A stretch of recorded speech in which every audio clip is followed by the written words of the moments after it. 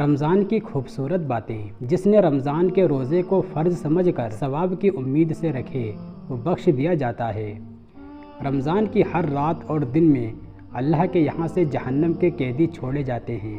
رمضان میں ہر مسلمان کے لیے شب روز میں ایک دعا ضرور قبول ہوتی ہے۔ رمضان کے مہینے میں روزانہ اللہ تعالیٰ روزانہ افطار کے وقت 10 لاکھ ایسے گنہگاروں کو جہنم سے آزاد فرماتا ہے جن پر گناہوں کی وجہ سے جہنم واجب ہو چکی تھی۔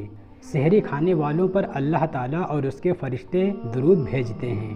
روزہ ایک ڈھال ہے جس کے ذریعے انسان جہنم سے تحفظ حاصل کر لیتا ہے۔ رمضان المبارک قرآن کریم کا مہینہ ہے۔ اللہ تعالیٰ اس مہینے میں قرآن کریم کو نازل کیا، بلکہ دیگر آسمانی کتابیں بھی اسی مبارک مہینے میں نازل ہوئی ہیں۔ اس لیے اس مہینے کی قرآن کے ساتھ بہت گہری مناسبت پائی جاتی ہے، اور اسی وجہ سے اس مہینے میں سال بھر کے مقابلے میں سب سے زیادہ قرآن کریم پڑھا جاتا ہے، اور پڑھنا بھی چاہیے، کیونکہ قرآن کریم کا مہینہ ہونے کے اعتبار سے اس کا حق بھی یہی بنتا ہے۔ جب تم میں سے کوئی اپنے رب سے باتیں کرنا چاہے تو اسے چاہیے کہ وہ قرآن کریم پڑھے۔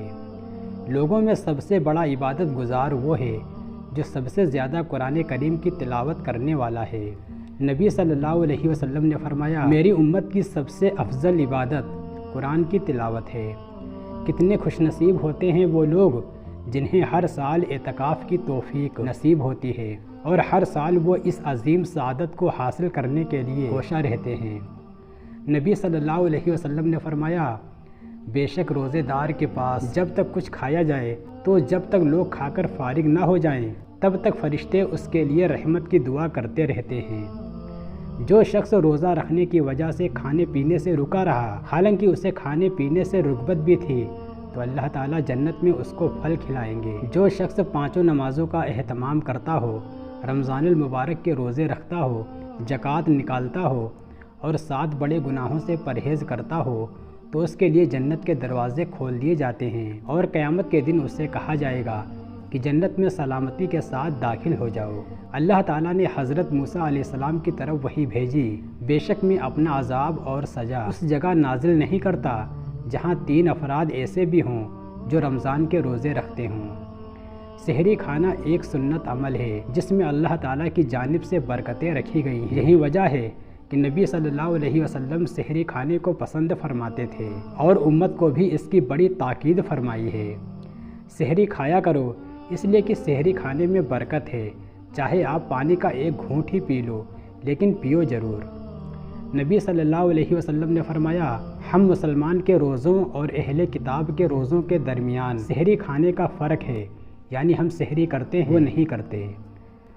سحری کی طرح افطاری بھی ایک سنت اور عبادت کا عمل ہے جس میں برکتیں اور رحمتیں رکھی گئی ہیں۔ اللہ تعالیٰ افطاری کے وقت میں بندوں کی مغفرت فرماتے ہیں۔ اللہ تعالیٰ افطاری کے وقت دعائیں قبول کرتا ہے اور جہنم سے لوگوں کو آزاد کیا جاتا ہے، اس لیے اس اہم وقت کی قدر کرنی چاہیے۔ افطار کے وقت دعا قبول ہوتی ہے۔ حضرت عبداللہ بن عمر رضی اللہ تعالیٰ عنہ کے بارے میں آتا ہے کہ وہ افطار کے وقت اپنے اہل و عیال کو لے کر دعا کیا کرتے تھے۔ نبی صلی اللہ علیہ وسلم نے فرمایا، روزے دار کے لیے اس کے روزہ کھولنے کے وقت ایک مقبول دعا ہوتی ہے جو رد نہیں کی جاتی۔ حضرت عبداللہ بن عمر رضی اللہ تعالیٰ عنہ کا ارشاد ہے، ہر مومن کے لیے اس کے روزہ افطار کرنے کے وقت میں ایک مقبول دعا ہوتی ہے، یا تو اس کی قبولیت دنیا میں ہی جلدی حاصل ہو جاتی ہے، یا وہ دعا اس کے لیے آخرت میں ذخیرہ کر لی جاتی ہے۔ نبی صلی اللہ علیہ وسلم نے فرمایا، روزے دار کے لیے 2 خوشیاں ہیں، ایک وہ خوشی جو اس کو افطار کے وقت ملتی ہے، اور دوسری وہ خوشی جو اسے اپنے رب سے ملاقات کے وقت حاصل ہوگی۔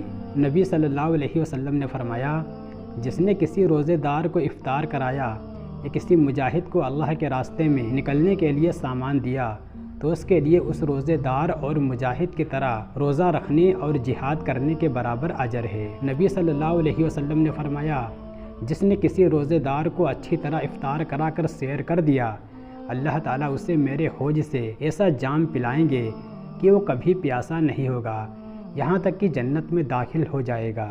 افطاری کرانے کے لیے ضروری نہیں کہ مکمل افطاری کا پرتکلف انتظام کیا جائے، بلکہ حدیث کے مطابق ایک کھجور، ایک پانی یا لسی یا شربت کا گھونٹ یا ایک روٹی کا ٹکڑا یا لقمہ کھلانے والے کو بھی افطاری کرنے کے تمام فضائل حاصل ہوں گے۔ نبی صلی اللہ علیہ وسلم نے فرمایا، روزے دار کی دعا کو رد نہیں کیا جاتا۔ 3 دعائیں اللہ کے حضور بہت زیادہ قبول ہوتی ہیں: روزے دار کی دعا، مسافر کی دعا اور مظلوم کی بد دعا۔ جب رمضان کا مبارک مہینہ آتا ہے تو اللہ پاک کی جانب سے بندوں کے لیے رحمت کے دروازے کھول دیے جاتے ہیں۔ نبی کریم صلی اللہ علیہ وسلم نے فرمایا، اللہ تعالیٰ رمضان کی پہلی رات میں جنت اور جہنم کے دروگوں سے ارشاد فرماتا ہے، اے رضوان، جنت کے دروازے کھول دو، اور اے مالک، جہنم کے دروازے امت محمدیہ کے روزے داروں پر بند کر دو۔ رمضان کی پہلی شب میں جہنم کے دروازے بند کر دیے جاتے ہیں، اس کا کوئی دروازہ کھلا نہیں رہتا۔ رمضان کی جب پہلی رات ہوتی ہے تو شیاطین اور شرکس جن کو قید کر دیا جاتا ہے اور زنجیروں میں جکڑ دیا جاتا ہے۔ نبی صلی اللہ علیہ وسلم نے فرمایا، 5 نمازیں جمعے سے جمعے تک اور ایک رمضان سے لے کر دوسرے رمضان تک ان تمام گناہوں کا کفارہ ہے جو ان کے درمیان ہوتے ہیں، لیکن کبیرہ گناہوں سے بچا جائے۔ رمضان المبارک وہ عظیم مہینہ ہے جس میں مومنوں کا رزق بڑھا دیا جاتا ہے۔ رمضان کا مہینہ چل رہا ہے جو بڑی برکت والا ہے۔ اللہ پاک اس میں تمہاری طرف متوجہ ہوتے ہیں، اپنی رحمت خاص نازل فرماتے ہیں، خطاؤں کو معاف فرماتے ہیں اور دعا کو قبول کرتے ہیں۔ رمضان کے مہینے کا پہلا عشرہ رحمت کا، دوسرا عشرہ مغفرت کا، تیسرا عشرہ جہنم سے نجات کا عشرہ ہے۔ رمضان المبارک کی آخری شب میں سب کی مغفرت کر دی جاتی ہے۔ کسی نے دریافت کیا، یا رسول اللہ صلی اللہ علیہ وسلم، کیا یہ شب قدر ہے؟ آپ صلی اللہ علیہ وسلم نے فرمایا، نہیں، بلکہ دستور ہے کہ جب مزدور اپنا کام ختم کر لے تو اس کی اجرت چکا دی جاتی ہے۔ نبی صلی اللہ علیہ وسلم نے فرمایا، رمضان المبارک کے مہینے میں اللہ تعالیٰ سے ڈرتے رہنا، اس لیے کہ یہ اللہ تعالیٰ کا مہینہ ہے۔ شب قدر وہ عظیم اور بابرکت رات ہے جس نے اللہ تعالیٰ نے قرآن کریم کو نازل کیا ہے۔ چنانچہ ارشاد باری تعالیٰ ہے، بے شک ہم نے اس قرآن پاک کو شب قدر میں نازل کیا ہے۔ اللہ تعالیٰ نے صرف یہ ایک رات کو وہ قدر و منزلت عطا فرمائی ہے کہ 1000 مہینوں پر اس رات کو فوقیت حاصل ہے۔ چنانچہ ارشاد باری تعالیٰ ہے، شب قدر 1000 مہینے سے بھی بہتر ہے۔ حضرت انس رضی اللہ تعالیٰ عنہ فرماتے ہیں کہ شب قدر میں عمل کرنا، صدقہ دینا، نماز پڑھنا، زکوٰۃ ادا کرنا 1000 مہینوں سے افضل ہے۔ 1000 مہینے کے 83 سال 4 مہینے بنتے ہیں۔